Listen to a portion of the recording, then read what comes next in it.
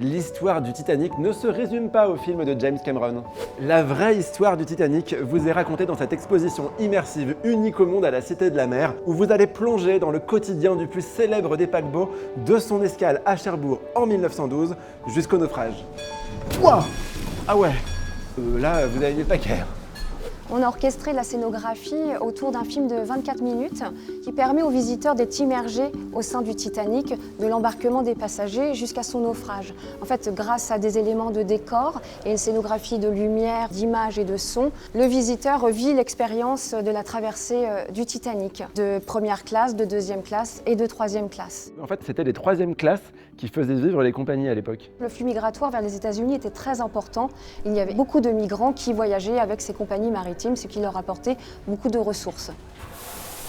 Oula, ça tangue, et vu que j'ai un petit peu de mal de mer, je vais prendre les choses en main. Plein gaz, capitaine! Le Titanic, en plus de transporter des passagers, il transportait aussi du courrier. Oui, tout à fait. À l'époque, le seul moyen de transporter le courrier d'un continent à un autre, c'était le navire.